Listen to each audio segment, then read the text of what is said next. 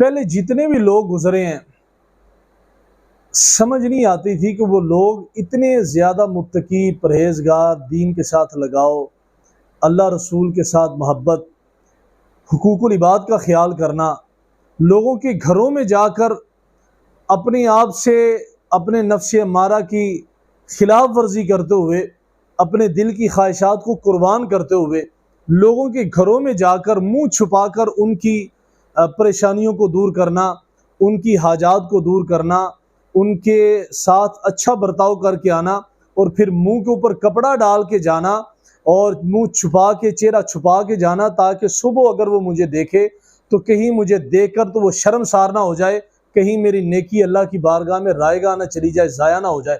इतने इतने मुत्तकी लोग थे। सारे कोई आलिम तो नहीं थे, आलिम की तो बड़ी शान है, लेकिन आम हालात में बहुत ही कसरत के साथ नेक लोग पाए जाते थे। उसकी मेन वजह जो थी वो ये थी कि 99.99% जो मुसलमान थे वो अल्लाह के वलियों की सोबत में बैठा करते थे।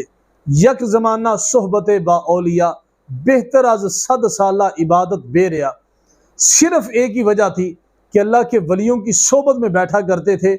जो वली की सोबत में बैठता है ना, उसके अंदर से, जैसे आप किसी अत्तार के पास जाएं, किसी ऐसी शॉप में जाएं जिस जगह के ऊपर खुशबू बिकती हो, जहाँ से आपको फूल मिलते हों, जहाँ पर आपको इतर बांटे जाते हों, वहाँ पर जाएं, आप परफ्यूम सेल किए जाते हों, वहाँ से आप कुछ बाय करें ना करें, लेकिन आपके कपड़ों से खुशबू ज़रूर आएगी।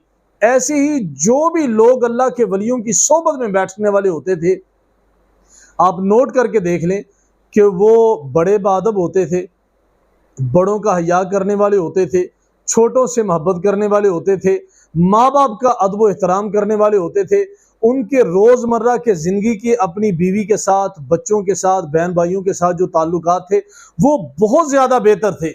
हमारी कम्यूनिटी, मुस्लिम कम्यूनिटी इतनी स्प्लिट नहीं थी, इतनी टूटी हुई नहीं थी जितनी आज है।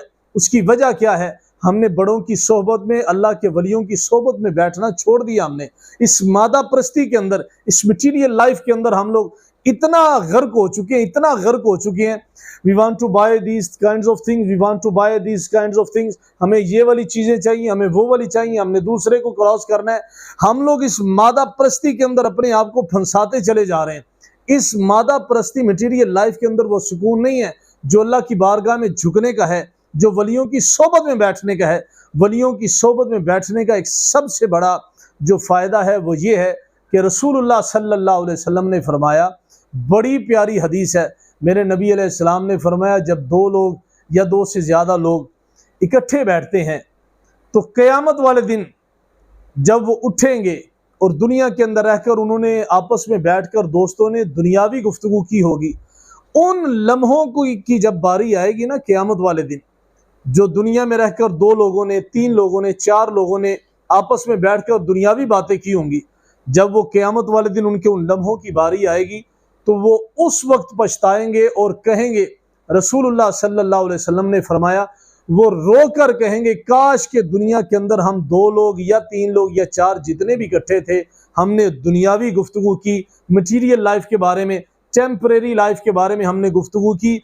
काश के वो लम्हों में हमने अल्लाह रसूल की मोहब्बत के जिक्र किया होता, हुकूकुल इबाद का जिक्र किया होता, हम किस तरीके से नेकियां बांट सकते हैं उसका जिक्र किया होता, किस तरीके से हम सेक्रीफाइस करके हम लोग अपनी ख्वाहिशात को ख़त्म करके लोगों की हम काम आए होते, तो वो वाले लम्हे जो नेकी में गुजरे होते, आज वो लम्हे अल्लाह की बारगाह में मकबूल होते तो अल्लाह हमारी बख्शिश फरमा देता। Before that time will come, before that day, the day of judgement will कम।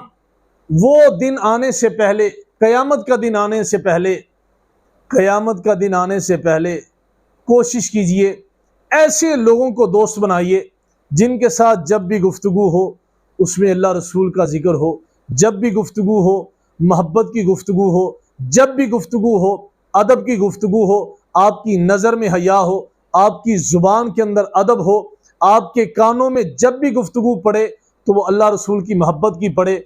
कोशिश करें लोगों को माफ़ करना सीखें। माफ़ करना अल्लाह ताला को बहुत ज़्यादा पसंद है और दिल से माफ़ करें।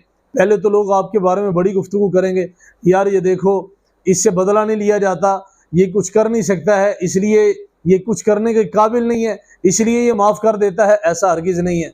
नबी पाक सल्लल्लाहु अलैहि वसल्लम ने फरमाया, बदला लेने के ताकत रखने के बावजूद बदला ले सकता हो फिर ना ले, तो नबी पाक सल्लल्लाहु अलैहि वसल्लम ने फरमाया असल पहलवान वो है।